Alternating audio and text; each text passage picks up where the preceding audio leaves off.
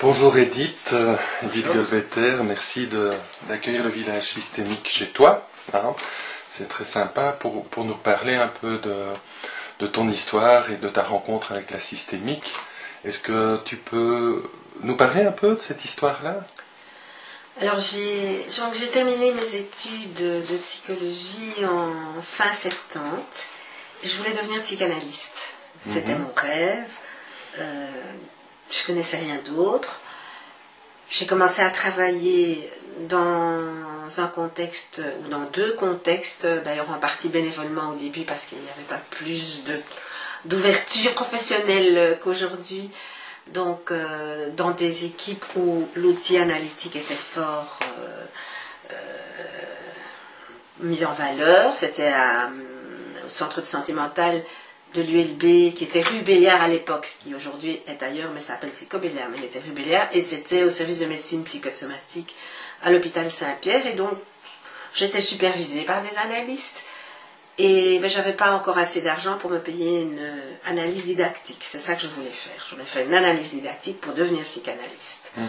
Je n'avais d'ailleurs pas en tête de faire une analyse tout court, ce qui était très prétentieux d'ailleurs, mais je voulais faire une analyse didactique. Et puis, au cours des années, je pense vers 76, là je commençais à être payée pour mon travail, et donc j'ai fait ce qu'on appelle le grand tour. J'ai été voir 3 psychanalystes seniors qui allaient déterminer si oui ou non on allait m'accepter comme futur analyste en formation en analyse didactique. Mais entre ces 3 rendez-vous, déjà un peu avant, je dirais en 72, j'ai lu La logique de la communication. D'ailleurs, ce livre m'a été mis dans les mains par un ami analyste, qui est toujours analyste aujourd'hui. Mais voilà, j'ai lu ce livre qui m'a emballée. Mais bon, je l'ai lu, j'essayais un petit peu de bric et de broc de l'introduire dans mon travail, mais sans plus. Bon, donc j'ai fait ce grand tour en rencontrant 3 analystes. Et entre 2 rendez-vous, il se fait que j'ai rencontré un collègue psychologue à qui, comme d'habitude, j'ai parlé de ce bouquin. Il m'a dit « Ah, mais il y a Moniel Caïm qui forme. » Et donc, je me suis dit « Ah bon ?» Et j'ai été voir Moniel Caïm, après avoir fait mes 3 rendez-vous chez les analystes. J'ai été voir El Caïm, que je connaissais vaguement de mai 68, parce que j'avais occupé l'université, et lui aussi était... je dirais plus en vue, mais il avait aussi été un étudiant contestataire, donc je savais de qui il s'agissait, je le connaissais de vue.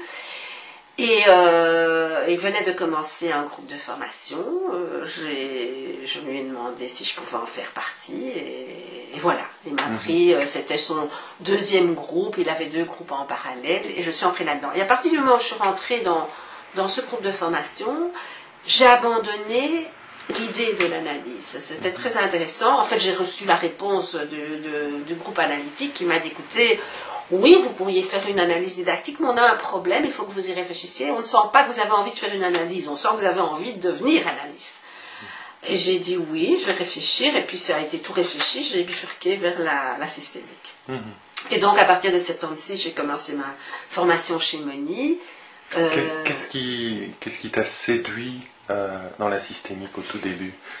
Parce que c'est quand même un choix. C'est intéressant parce que je ne sais pas, évidemment ça date d'il y a très longtemps, je ne suis pas sûre que la dimension famille était aussi présente que ça au départ pour moi dans la logique de la communication. Ce qui m'a séduit, c'était 2 autres choses. C'était d'abord l'aspect relationnel, effectivement, avec le fait qu'il y a la communication qui est importante, et que quand l'un fait quelque chose, il entraîne chez l'autre une réaction qui fait que ça amplifie la réaction du premier. Enfin, cette histoire de circularité et de feedback m'a fort intéressée.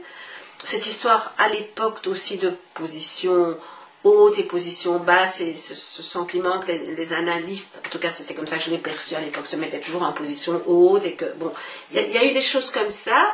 Toute cette réflexion sur les systèmes, il faut aussi dire que j'avais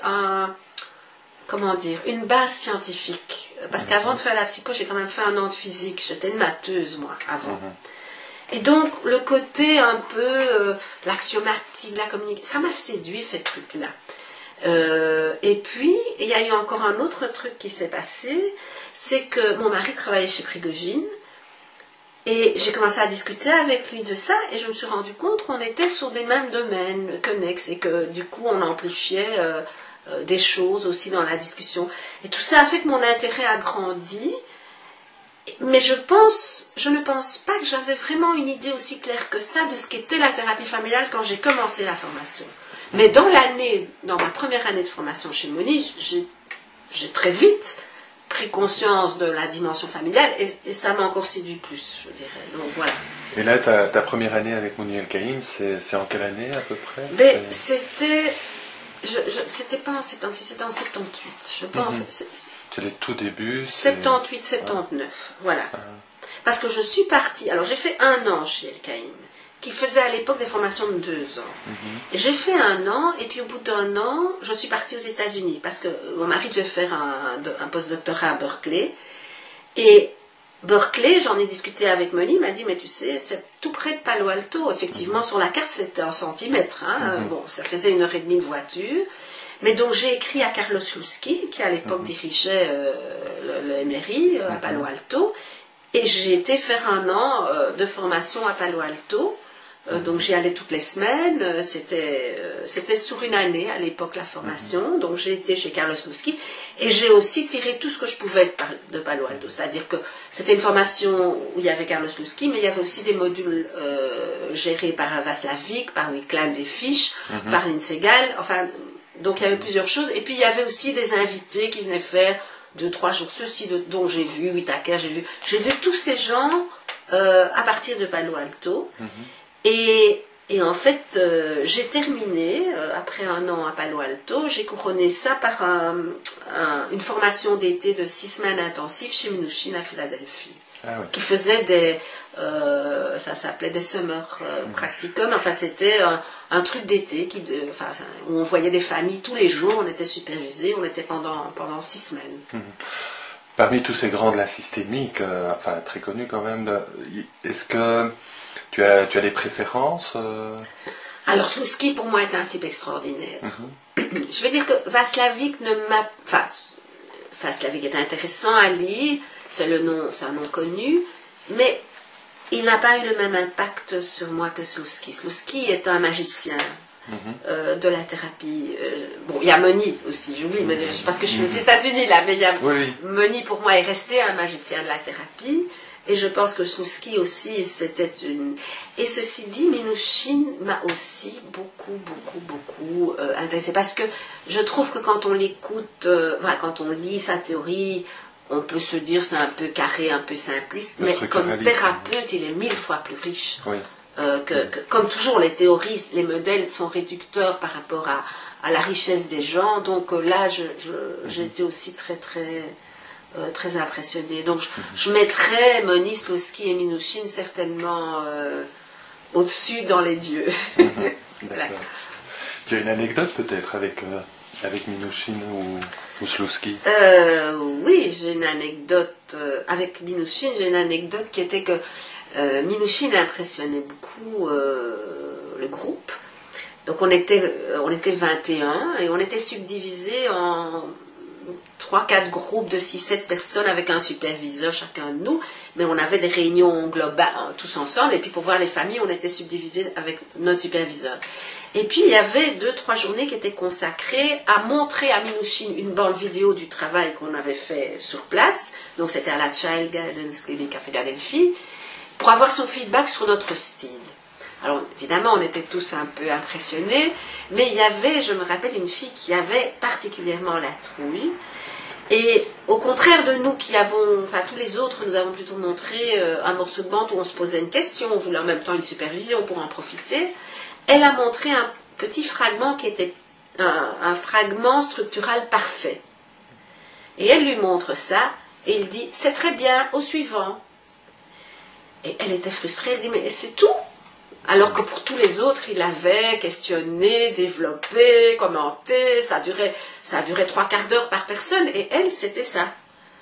Et alors il lui a dit, assez brutalement d'ailleurs, mais c'est ce que vous voulez, hein, vous l'avez. Voilà, ça c'est... Mais en même temps, bon, il pouvait être pointu et il pouvait être aussi très très chaleureux, vraiment. Donc je ne vais pas... Enfin ça m'est resté. Et après cette période américaine, donc retour en Belgique?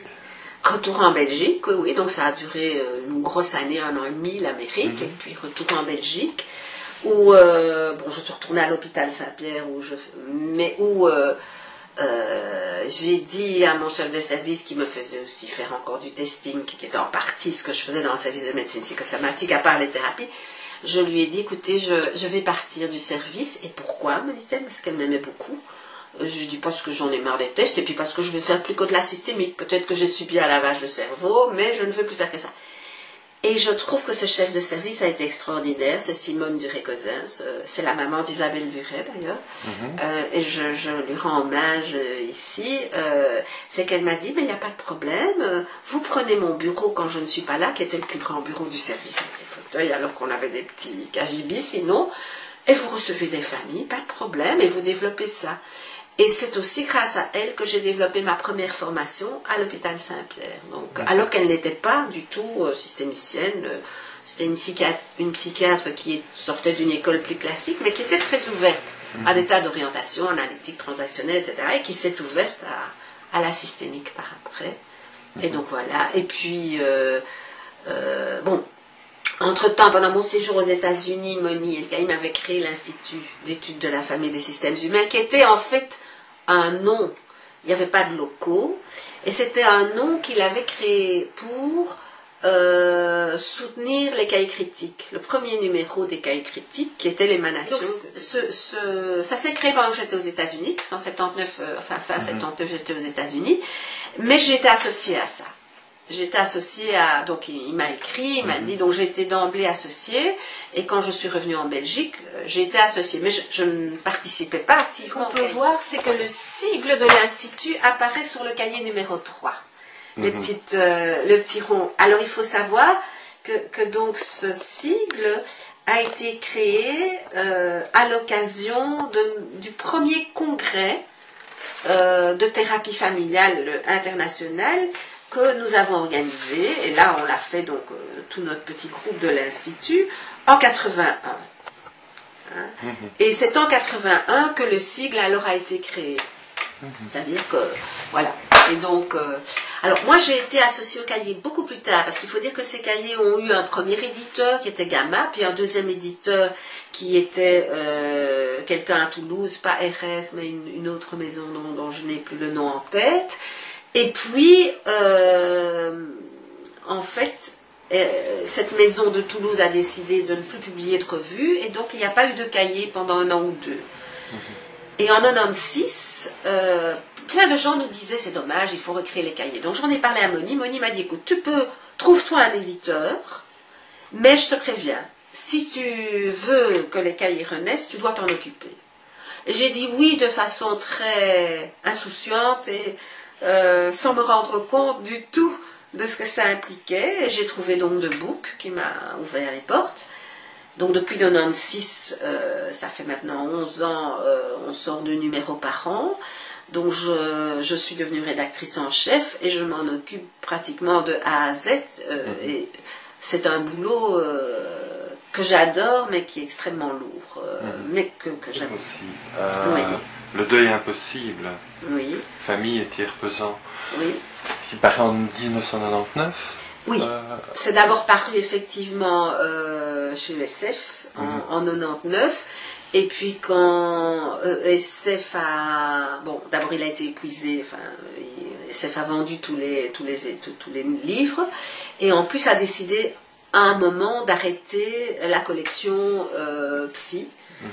Et donc ils m'ont rendu la propriété du livre, et je l'ai alors publié chez The Book.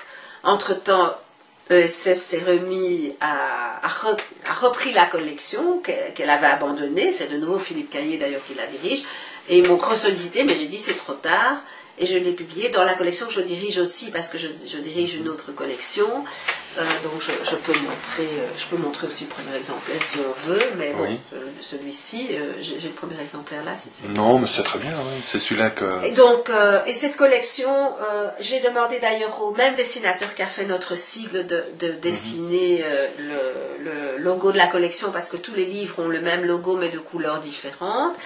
Et donc c'est une collection à laquelle je tiens beaucoup, parce qu'elle dans un esprit, enfin j'ai voulu que ce soit une collection ouverte à différentes orientations thérapeutiques.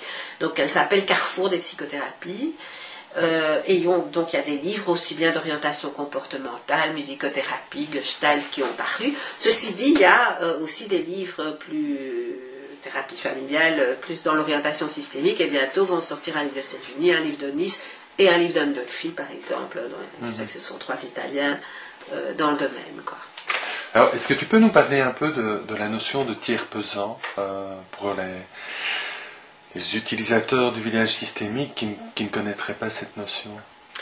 Alors, en fait, le tiers pesant répond un peu à une question sur la place qu'on prend dans le système, à la fois la place que prend le thérapeute et la place aussi que certains membres de famille peuvent occuper dans leur propre famille. En fait, l'idée, c'est que dans certaines familles, il y a des personnes qui ont un rôle, j'ai envie de dire un rôle titre, un rôle plus mobilisateur, un rôle de star si on veut, qui peut être un bon ou un mauvais rôle. Ça peut être la méchante belle-mère, comme ça peut être le patriarche, comme ça peut être l'enfant clown ou l'enfant tyran ou des tas de choses comme ça, mais qui sont donc ces rôles-là sont portés par ces personnes-là d'une manière telle que c'est pas facile pour elles de s'en dégager. Parce que ce sont des rôles fédérateurs, j'ai envie de dire, qui permettent de protéger un peu l'équilibre émotionnel à l'intérieur de la famille, dans la mesure où ils ont un rôle très important dans la gestion de l'espace émotionnel de la famille et des relations à l'intérieur de la famille. Alors, quand ces personnes-là, j'appelle des tiers pesants, parce que, je dirais, à la fois ce rôle leur pèse, et à la fois ce rôle fait qu'elle pèse sur les autres. Donc c'est un auto-pesant et hétéro-pesant si on veut. Alors, quand ces personnes-là disparaissent, soit parce qu'elles meurent, ou soit parce qu'elles partent dans le cadre d'un divorce ou d'une autonomisation, une prise de distance, les familles peuvent se trouver en déséquilibre, en manque important de la fonction et de la présence de ces personnes-là. Et donc il y a une espèce de ce que j'appelle un deuil impossible qui se fait dans la mesure où ces personnes-là paraissaient tellement indispensables à maintenir l'équilibre et que il y a une crise, si on veut. Et je me suis demandé dans quelle mesure une tentative de résolution de cette crise n'est pas d'aller consulter un thérapeute, avec l'idée non seulement de lui demander une aide pour un problème ou une souffrance particulière, mais aussi d'inviter ce thérapeute comme nouveau tiers dans la chorégraphie familiale. Et autrement dit, de lui donner le siège laissé vide, vacant, par le tiers pesant qui a disparu. Et donc c'est un peu un modèle autour de ça, avec aussi l'idée qu'on ne peut jamais remplacer quelqu'un, parce que nous sommes tous uniques et irremplaçables, et que donc il y a une espèce de malaise quand même qui peut se créer, dans la mesure où le thérapeute ne peut pas occuper complètement cette place. Et en même temps, un autre aspect aussi, qui est que le thérapeute, dans sa propre histoire familiale, a probablement été tiers pesant dans sa propre famille. Et que sa manière à lui de fonctionner comme tiers pesant dans sa propre famille n'est peut-être pas identique à la manière dont le tiers pesant de la famille qui vient le consulter fonctionnait. Et donc il y a un déboîtage dans lequel l'espace thérapeutique peut se créer. Voilà en résumé, parce que je crois qu'il y a encore beaucoup à dire, mais j'essaie de synthétiser. Cadre de l'IFSH, vous avez monté une formation qui a déjà quelques années maintenant et qui a ses lettres de noblesse. Est-ce que tu peux nous en parler un moment ? C'est intéressant parce que cette formation, c'est à cause de la formation qu'on a des locaux. Donc j'avais raconté que le nom de l'Institut a été créé pour les cahiers critiques. Ensuite, nous avons organisé ces énormes congrès en 81 où il y avait 1500 personnes au Palais des Congrès. Donc c'était le tout premier congrès européen de thérapie familiale qui était en plusieurs langues avec des traducteurs, etc.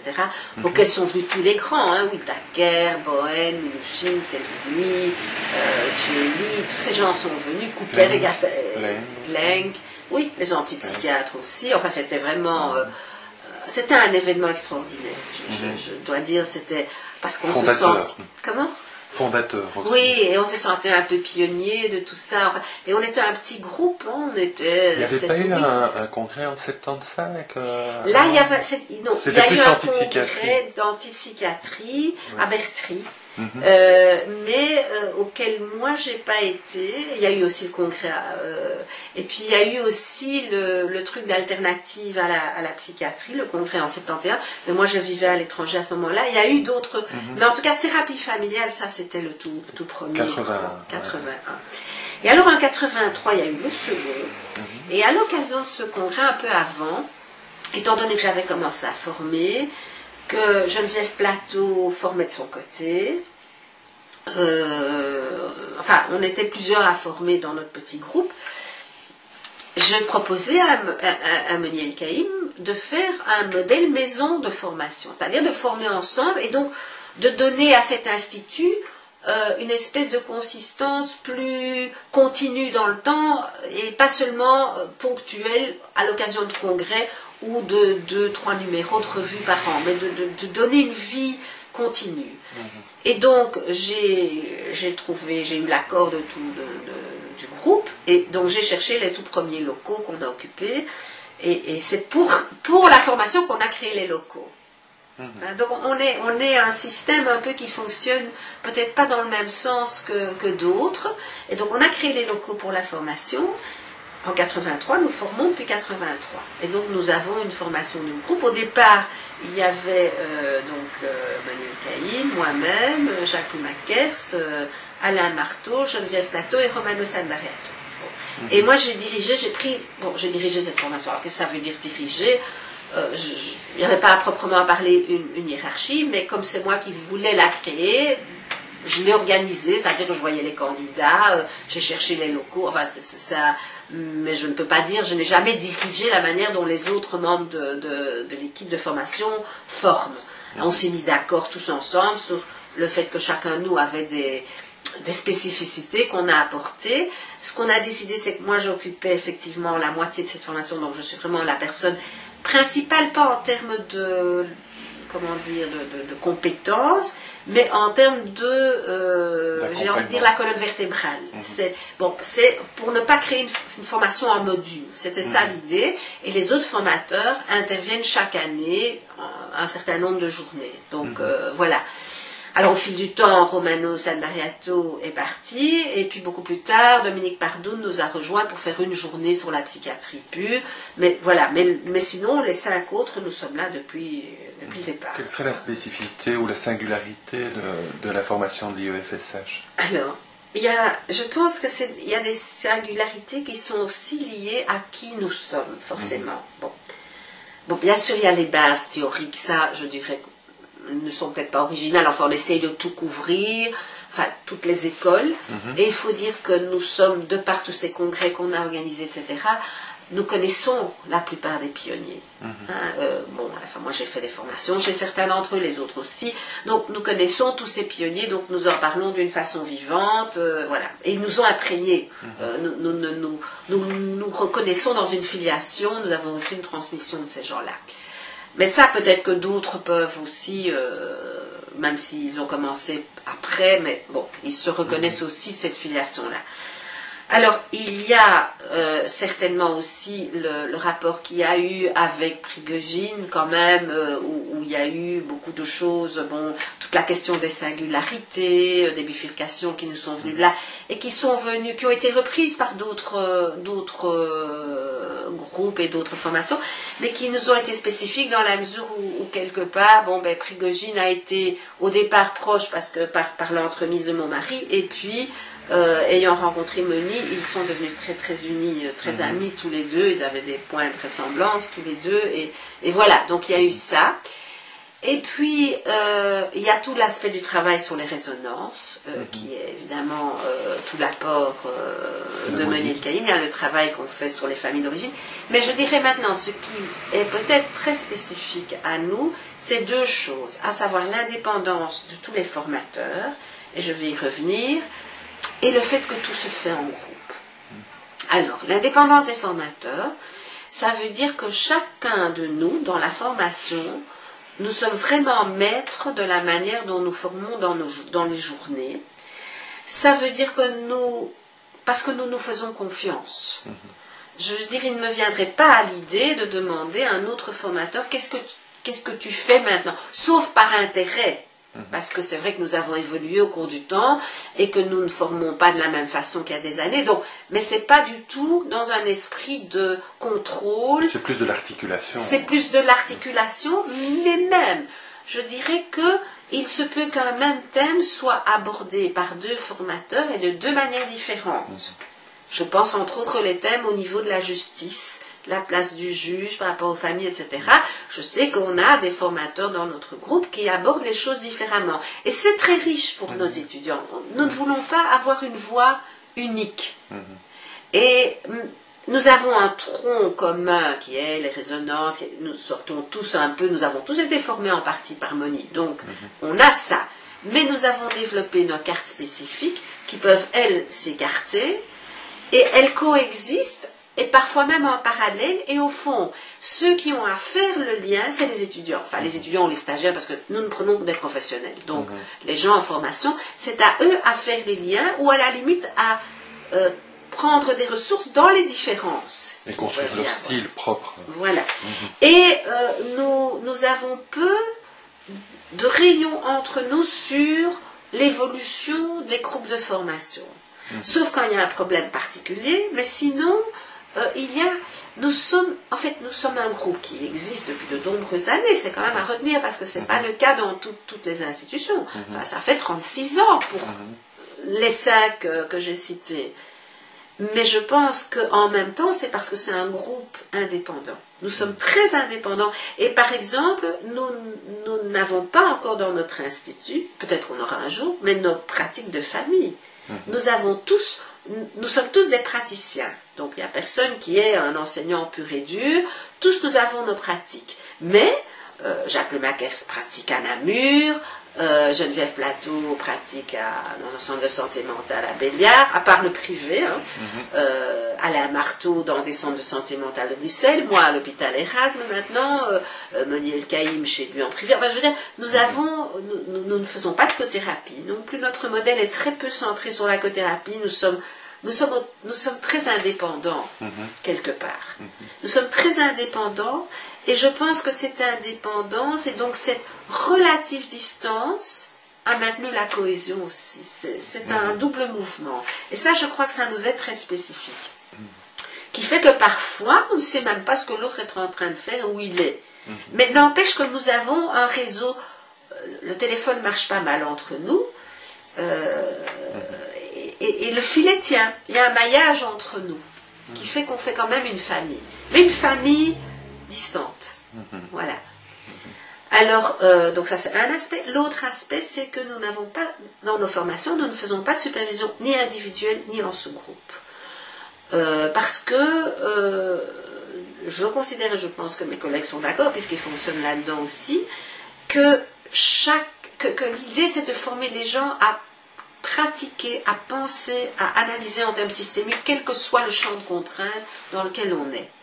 Et donc, pour éviter de fabriquer des techniciens je ne sais pas moi, de familles avec toxicomanes, parce que certains travaillent dans des contextes uniquement de toxicomanie, ou de maltraitance intrafamiliale, ou de psychiatrie lourde. Ce que je trouve important, c'est que chaque membre du groupe soit confronté aux pratiques des autres, et essaye d'aider aussi ces autres en suggérant des pistes dans le cadre d'une intervision ou supervision. Et donc, en même temps que nous formons à la pratique, nous formons à l'intervision. Et il n'est pas rare d'ailleurs que nos groupes continuent à se voir après la formation. Parce qu'ils ont pris l'habitude de travailler ensemble. Et ça, je trouve que c'est très bien. Alors, il y a une dernière chose à laquelle je pensais, mais elle m'a échappé. Peut-être qu'elle va me revenir. Ah oui. Contrairement à certaines formations, nous n'avons jamais pris deux orientations différentes, à savoir la formation à la thérapie familiale et la formation à l'intervention institutionnelle, qui a été plus ou moins défendue dans certains groupes de formation. Et je me suis toujours opposée à ça, et mes collègues sont d'accord, enfin nous avons toujours, dans la mesure où j'estime que les gens qui travaillent en institution, les gens qui ne sont pas psychologues en cabinet ou psychiatres en cabinet, font pour moi aussi de la thérapie. Alors tout dépend de ce qu'on appelle la thérapie. Pour moi, à partir du moment où il y a une intervention systémique dont l'objectif est d'arriver à un mieux-être et à moins de violence, si violence il y a, on est dans la thérapie.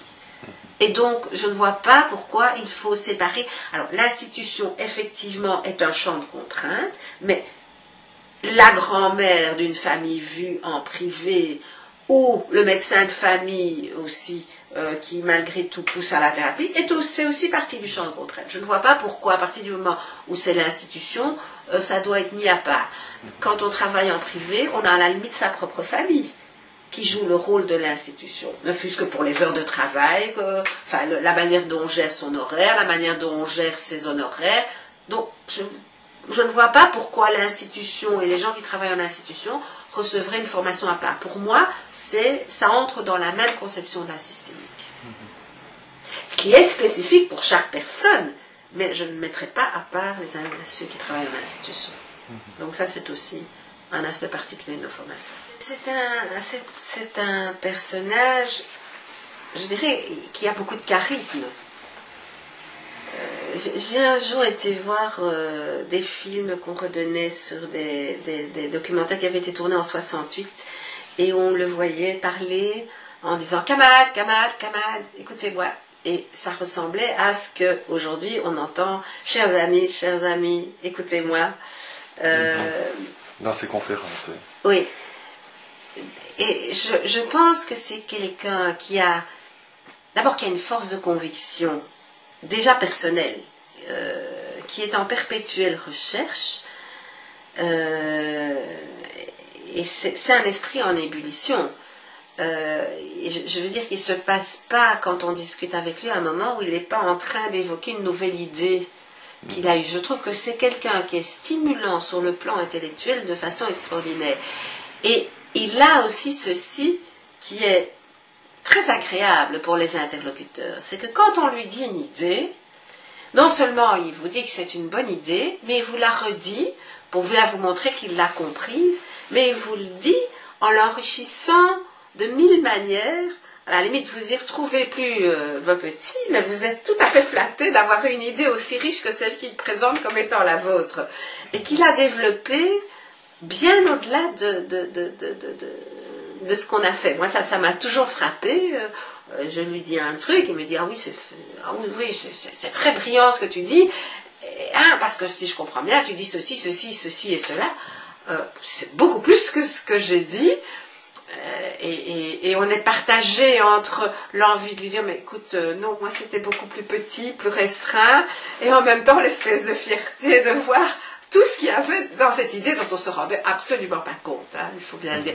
Et je pense que c'est une vertu qui fait que, d'abord, les gens ont du plaisir à discuter avec lui, parce que c'est vrai que, je dirais qu'on ne se sent jamais idiot avec lui, on se sent intelligent.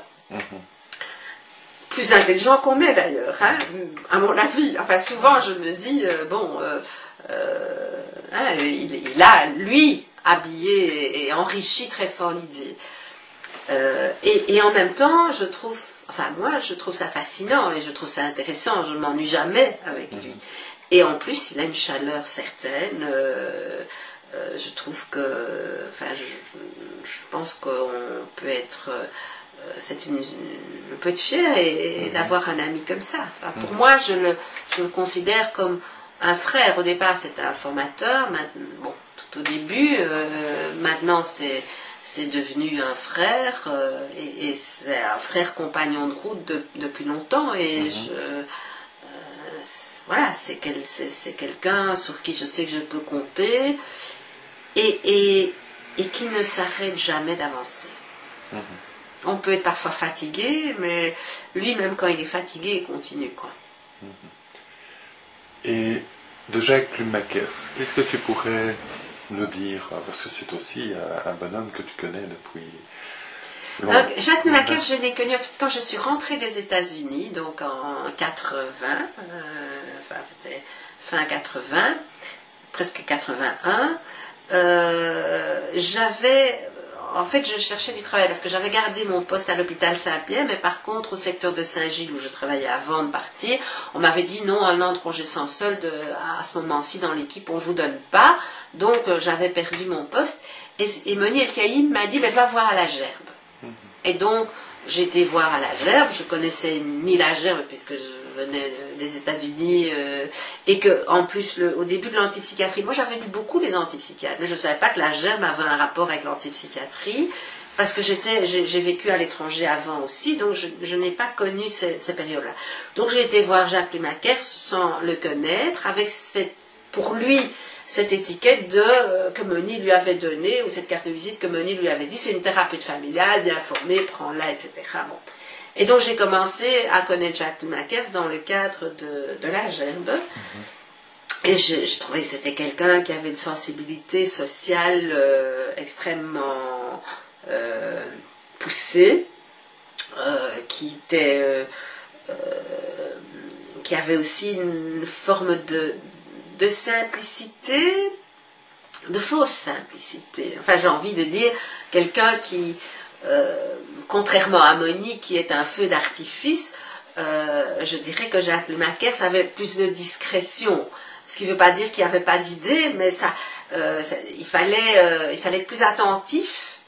Il ne faisait pas, ça ne sortait, ça ne jaillissait pas comme ça, mais c'était quelqu'un de très riche, et au fil du temps, on a construit un compagnonnage, puisqu'il est venu moi j'ai quitté la Gerbe à un certain moment, je ne me rappelle même plus dans quel contexte, enfin ça y a longtemps tout ça, mais bon, on est resté dans le cadre de l'Institut, le compagnonnage a continué.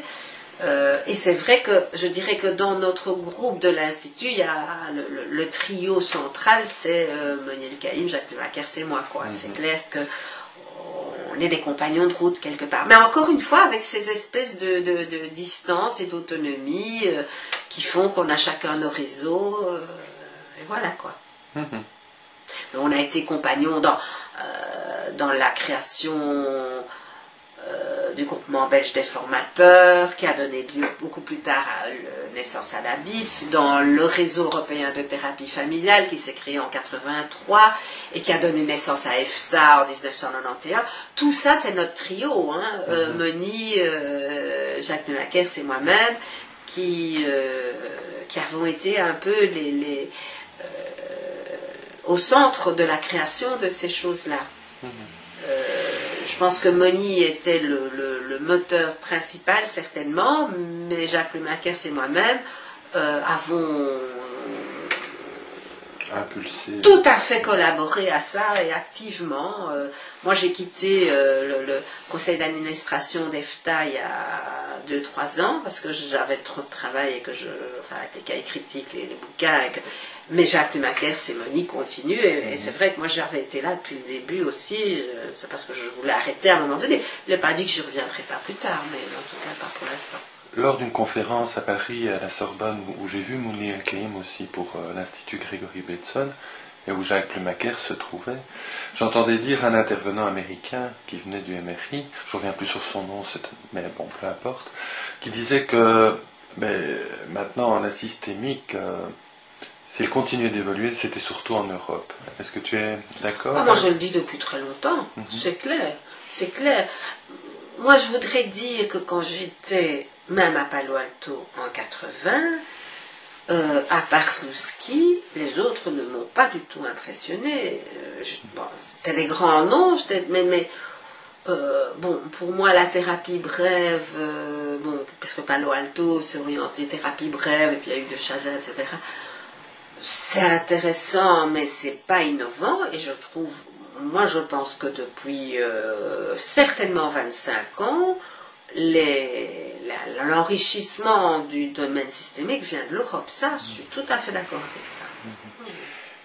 Voilà, on va conclure tout doucement. Est-ce qu'il y aurait une question à laquelle je n'aurais pas pensée ou un domaine que tu trouves intéressant de pointer, notamment dans le futur? Est-ce qu'il y a des choses auxquelles tu souhaites attirer l'attention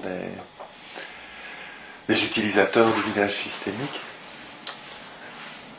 Je crois qu'il y a plusieurs choses. Je crois que d'abord, ce que je voudrais, c'est que les gens qui se forment en systémique ou qui sont intéressés par la systémique ne considèrent pas que c'est le seul modèle et que c'est le modèle vrai. Parce que autant je suis assez passionnée dans son application, je l'aime beaucoup, il me va bien ce modèle, parce que finalement, on travaille dans des modèles qui nous vont, c'est-à-dire on se sent bien, autant je ne considère pas pour autant que c'est le seul valable, mais il est valable pour moi parce que je peux l'utiliser. Bon. Et donc je ne voudrais pas qu'on entre en religion quand on rentre en systémique, comme je ne voudrais pas qu'on le fasse non plus quand on rentre en analyse ou en autre chose. Ça c'est déjà une chose. Maintenir de la transdisciplinarité, un regard multiple, ouvert à d'autres approches. J'y ai toujours tenu, c'est pour ça que j'aime cette collection Les Carrefours des psychothérapies, c'est pour ça que j'ai fonctionné dans des groupes où il y a une interaction entre les différents modèles. Je peux par exemple parler de quelque chose auquel j'ai tenu, j'ai oublié d'en parler, mais ça a été un épisode qui n'a duré que 2 ans dans ma vie, il y a très longtemps, mais j'ai beaucoup aimé ça. J'avais organisé un petit groupe où il y avait des analystes et des systémiciens.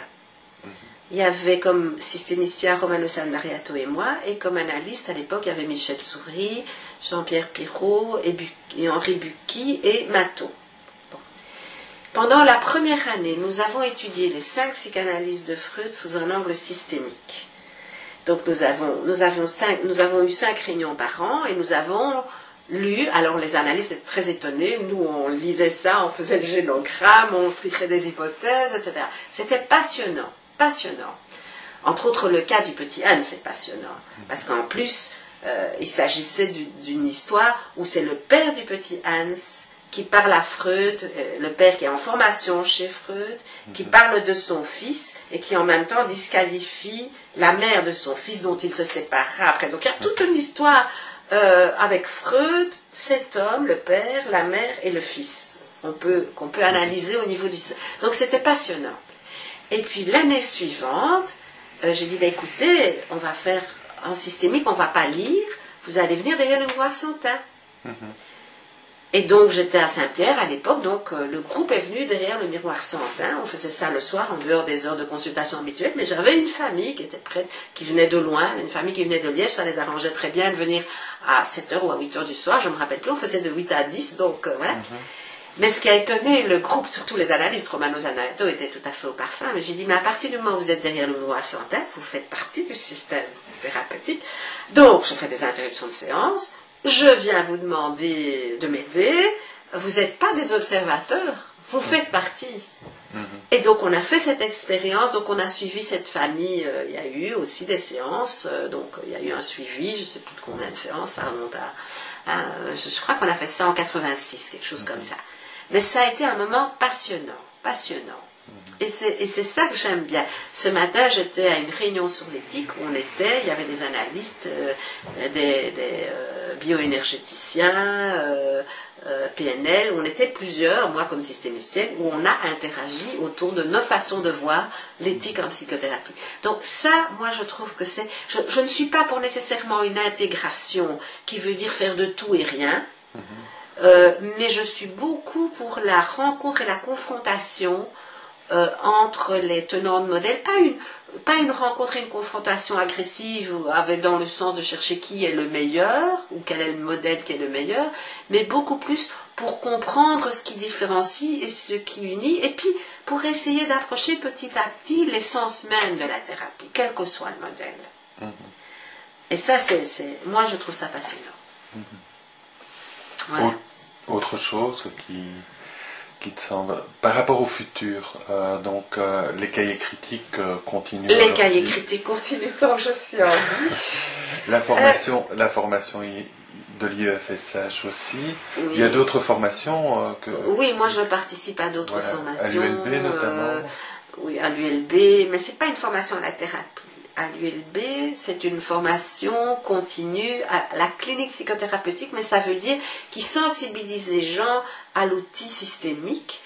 Mais j'insiste très fort, et on l'a mis dans les textes, que ça ne remplace pas une formation. Dans la mesure où j'estime que dans le cadre universitaire, où on met des notes, où on évalue, on ne peut pas faire une formation. Donc ça, c'est important. Par ailleurs, je forme en France, j'interviens dans différents endroits, mais enfin bon, ça c'est... Eh bien, Edith, je veux te remercier pour nous avoir accueillis chez toi. Et c'est avec plaisir que nous continuerons à suivre ton trajet et tes écrits. Merci.